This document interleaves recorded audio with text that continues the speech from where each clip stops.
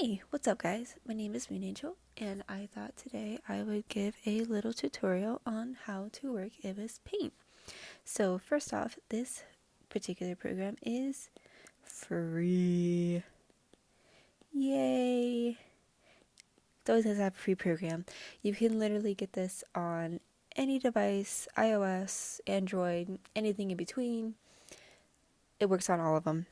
And it is free to download, but you can pay for certain things, quote unquote, pay. One thing you can pay for is to get rid of the ads at the very top, which they never bother me, so I don't really do that. It's like $7 to get rid of that stuff. And then the other would be, coincidentally, right here. You can watch an ad to get brushes free for 18 hours, I think is the time. So you see, you can't click on these without them coming up and be like, oh, try it for free, or show product info. And you can see that it brings up like, oh, here you go. This is how you remove ads. And it lets you know like everything that, they offer. So that's pretty cool. So let me get back up here to my pen. All right. So this is your workspace. So this canvas, you can make your custom canvases whatever size you want. This one is the HD size, so it is the size of my screen, which I have the iPad 10.5 inch, the iPad Pro, I should say, 10.5 inch. And I'm using the Apple Pencil as well, and it does do motion, as you can see, really well. So we're going to start down here in the bottom part of this area, and we're going to do this first slider, which is the size of your brush that you're using. So right now it's at 1.4, drag that up to 6.5, drag that up to 18. There you go. Woo, it works.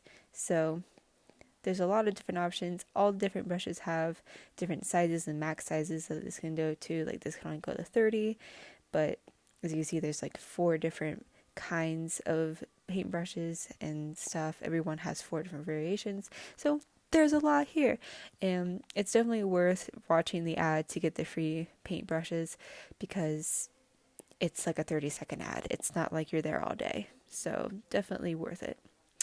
So the next slider over, this is the opacity. So right now we're at 100. I'm going to drag this up so you guys see.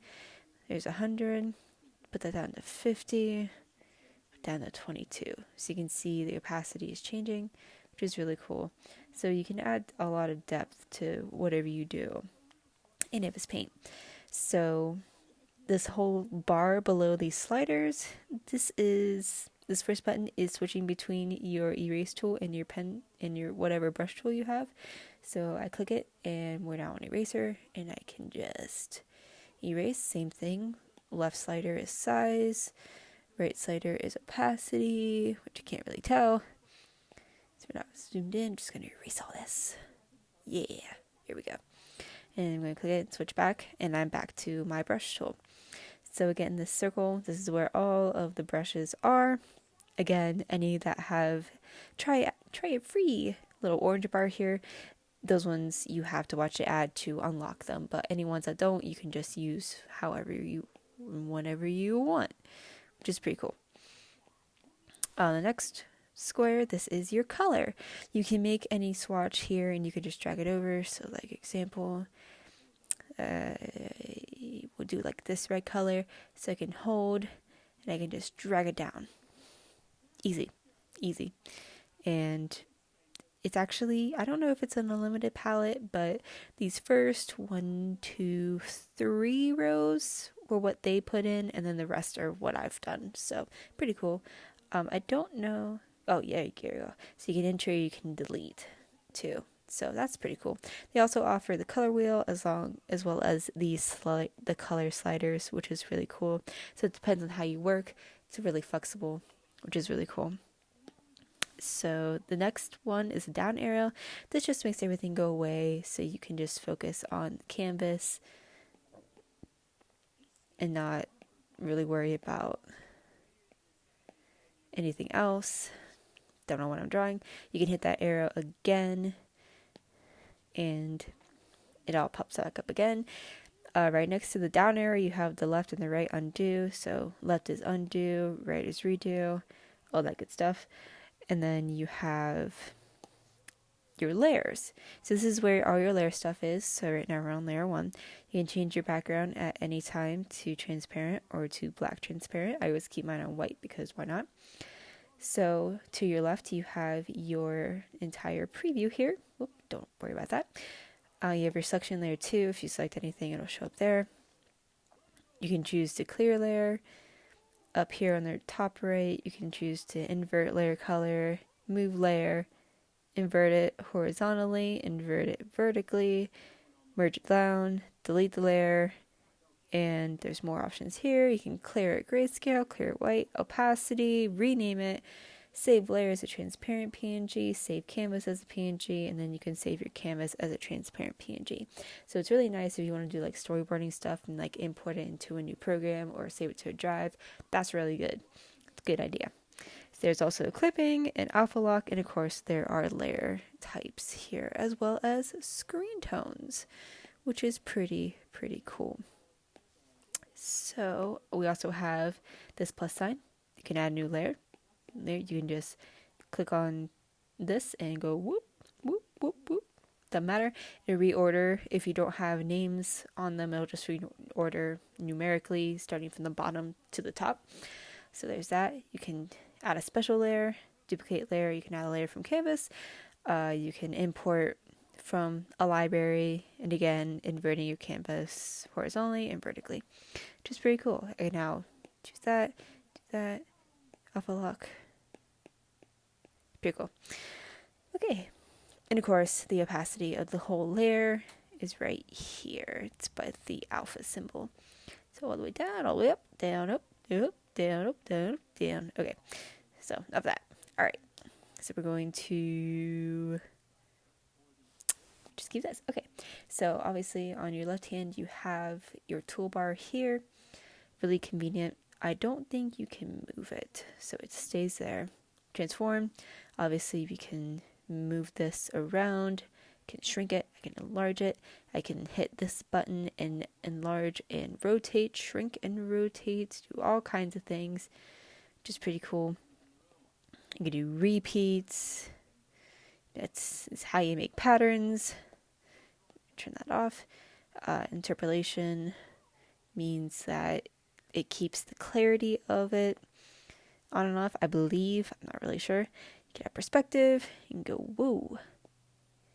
Woohoo! It's 3D. Oh my god.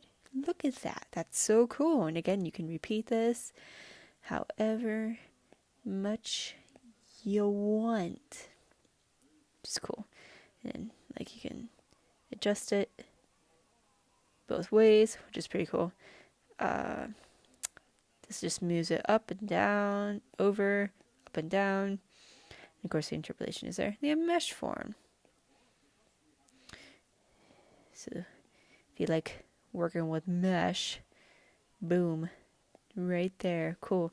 Then you hit the check for good and X for undo literally everything you just did. Magic wand, it's a little hard to do magic wand, but as you see, it works just the same as a magic wand in Photoshop. Down here you can add, subtract, all kinds of stuff you can do, and you can just hit this remove selection and it just removes it. Same as a lasso, make a whole shape. You can then use the transform tool to move that specific one. Then when you're done, just remove selection. Filters, same thing. Whoop. Same thing filter wise. All the stuff that you see on Photoshop. Bright and contrast, hue, saturation, color balance. You can check line drawing, which is actually really cool. If you bring in a photo and you want to just make line drawing from it, you can do that. You can change it to monocolor. You can change it to grayscale, black and white. You can add blurs. You can add. You can do this stuff. All this kinds of stuff. Because right now, what is that layer? It is the bottom layer. Oh well, I don't know. Then you got your brush. You can choose your eraser here. If you click on these twice, they're going to pop up. There. Smudge. Again, you can change what kind of stuff you want. That's actually terrifying.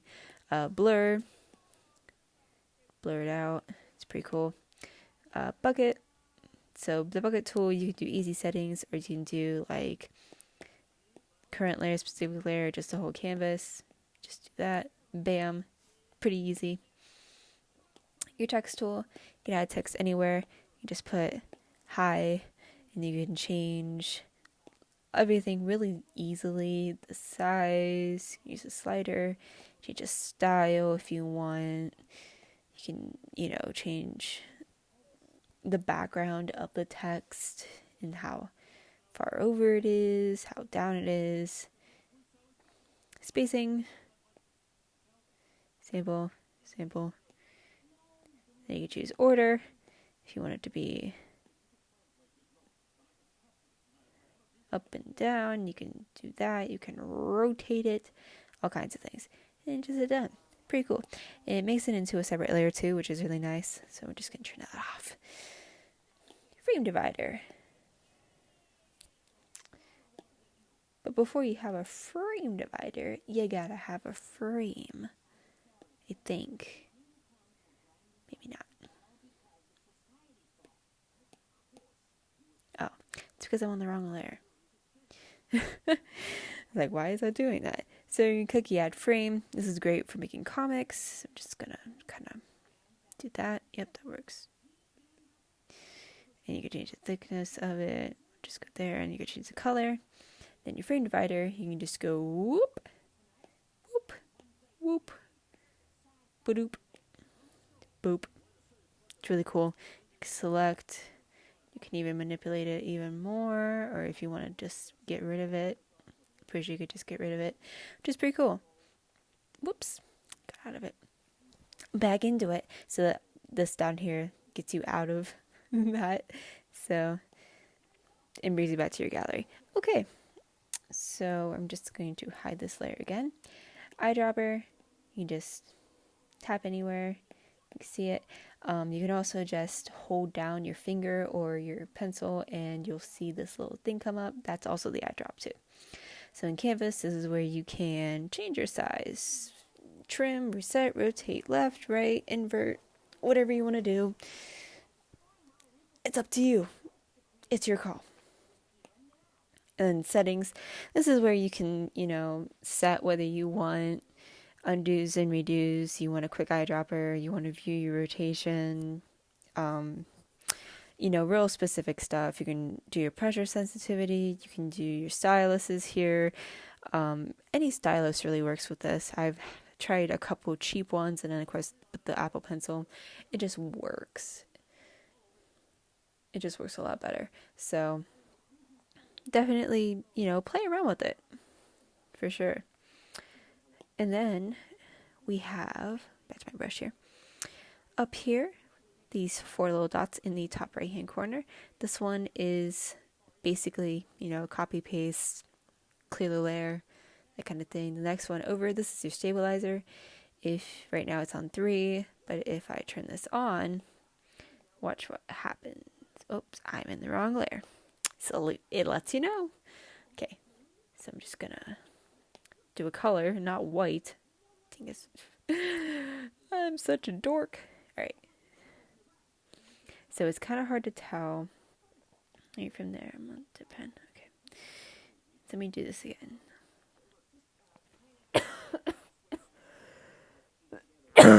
Excuse me. Notice how it changes shape. That's because of this stabilizer. And this is something that's really good with line art, but you got to make sure you adjust it to what you want, because if you don't adjust it to what you want, you're going to end up regretting it. Really, you are. So play around with it. That's all you really need to do. Just play with it. Go ahead. Use layer here. We have rulers. You can do straight rulers. Do just, straight ruler. You can do a circular ruler. You can change all that, and you can do perfect circles. You can get as close as in or as far away. It's really cool. Let's go for the wrong one. You have oval. So bunch of squishes and stuff. This is good if you make like bubbles for your comics. And then you have the radius tool. The radial. Where you make all of the lines. Which is really fun.